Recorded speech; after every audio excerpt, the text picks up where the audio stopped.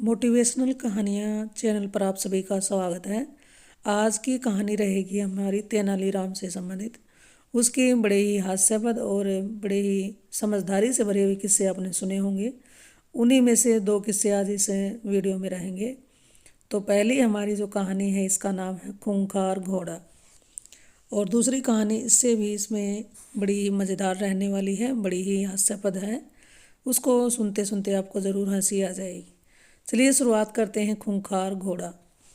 विजयनगर के पड़ोसी मुसलमान राज्यों के पास बड़ी मजबूत सेनाएं थीं। राजा कृष्णदेवराय चाहते थे कि विजयनगर की घुड़सवार फौज भी मजबूत हो, ताकि हमला होने पर दुश्मनों का सामना कुशलता से किया जा सके। उन्होंने बहुत से अरबी घोड़े खरीदने का विचार किया। मंत्रियों ने सलाह दी कि घोड़ों को पालने का एक आसान तरीका यह है कि शांति के समय ये घोड़े नागरिकों को रखने के लिए दिए जाएं, और जब युद्ध हो तो उन्हें इकट्ठा कर लिया जाए। राजा को यह सलाह पसंद आ गई।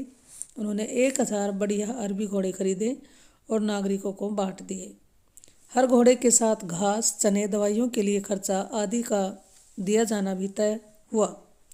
यह फैसला किया गया कि हर 3 महीने के बाद घोड़ों की जांच की जाएगी।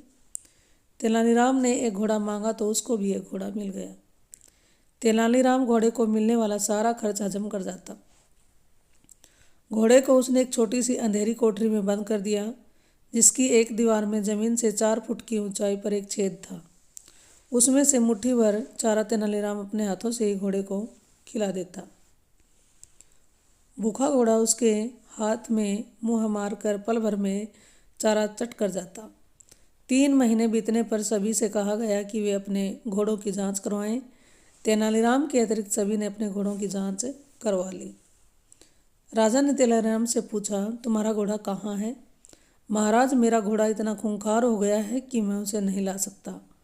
आप घोड़ों के प्रबंधक को मेरे साथ भेज दीजिए, वही उस घोड़े को ला सकते हैं। तेनालीराम ने कहा। घोड़ों का प्रबंधक, जिसकी दाढ़ी भूसे के रंग की थी, तेनालीराम के साथ चल पड़ा। कोठरी के पास पहुंचकर तेनालीराम बोला, प्रबंधक, आप स्वयं देख लीजिए कि यह घोड़ा कितना खूंखार है, इसलिए मैंने इसे कोठरी में बंद कर दिया है। कायर कहीं के, तुम क्या जानो घोड़े कैसे काबू किए जाते हैं? यह तो हम सैनिकों का काम है। कहकर प्रबंधक ने दीवार के छेद में से झांकने की कोशिश की। सबसे पहले उसकी दाढ़ी छेद में पहुंची। इधर भूखे घोड़े ने समझा कि उसका चारा आ गया है और उसने झपटकर दाढ़ी मुंह में ले ली। प्रबंधक का बुरा हाल था। वह दाढ़ी बाहर खींच रहा था, लेकिन घोड़ा तो था कि छोड़ता ही न था।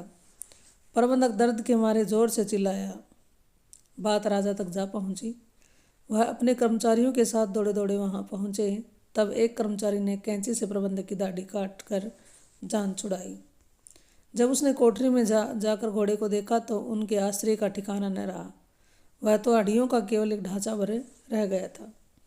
क्रोध से बोलते हुए राजा ने पूछा, तुम इतने दिन तक इस बेचारे पशु को भूखा मारते रहे? महाराज, भूखा रहकर इसका यह हाल है कि इसने प्रबंधक की कीमती दाढ़ी नोच ली। उन्हें इस घोड़े के चंगुल से छुड़ाने के लिए स्वयं महाराज को यहाँ आना पड़ा। अगर बाकी घोड़ों की तरह इसे भी जी भरकर खाने को मिलता तो न जाने यह क्या कर डालता। राजा हंस पड़े और उन्होंने हमेशा की तरह तेनालीराम का यह अपराध भी क्षमा कर दिया। तो कहानी आपको ज़रूर अच्छी लगी होगी। अगर कहानी अच्छी लगी हो तो वीडियो को लाइक करें और शेयर करें। चलिए दूसरी कहानी की शुरुआत करते हैं, जिसका नाम है अपराधी। एक दिन राजा कृष्णदेवराय व उनके दरबारी दरबार में बैठे थे। तेनालीराम भी वहीं थे। अचानक चरवाहा वहां आया और बोला, महाराज, मेरी सहायता कीजिए, मेरे साथ न्याय कीजिए। बताओ तुम्हारे साथ क्या हुआ? राजा ने पूछा।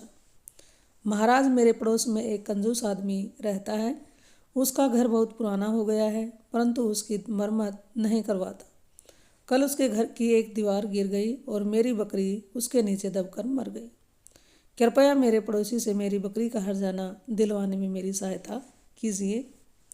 महाराज के कुछ कहने के पहले ही तेनालीराम अपने स्थान से उठा और बोला, महाराज, मेरे विचार से दीवार टूटने के लिए केवल इसके पड़ोसी को दोषी नहीं ठहराया जा सकता।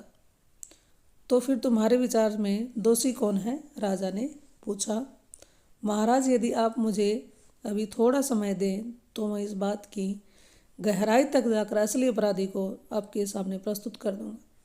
तेनालीराम ने कहा। राजा ने तेनालीराम के अनुरोध को मानकर उसे समय प्रदान कर दिया। तेनालीराम ने चरवाहे के पड़ोसी को बुलाया और उसे मरी बकरी का हर्जाना देने के लिए कहा।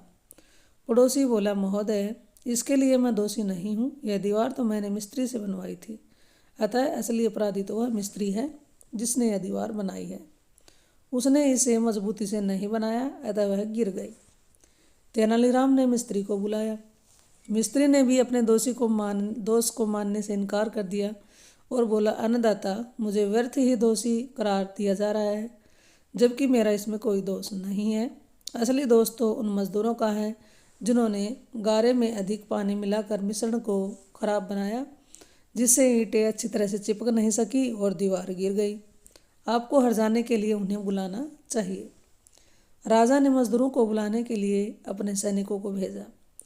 राजा के सामने आते ही मजदूर बोले, महाराज, इसके लिए हमें दोषी तो वह पानी वाला व्यक्ति है जिसने गारे चूने में अधिक पानी मिलाया। राजा ने मजदूरों को बुलाने के लिए अपने सैनिकों को भेजा। राजा के सामने आते ही मजदूर बोले, महाराज, इसके लिए हमें दोषी को तो वह पानी वाला है जिसने गारे चूने में पानी को अधिक मिलाया है। अब की बार गारे में पानी मिलाने वाले व्यक्ति को बुलाया गया। अपराध सुनते ही वो बोला, इसमें मेरा कोई दोष नहीं है महाराज। वो बर्तन जिसमें पानी था वह बहुत बड़ा था, जिस कारण उसमें आवश्यकता से अधिक पानी भर गया। अतः पानी मिलाते वक्त मिश्रण में पानी की मात्रा अधिक हो गई। मेरे विचार से आपको उस व्यक्ति को पकड़ना चाहिए जिसने पानी भरने के लिए मुझे इतना बड़ा बर्तन दिया।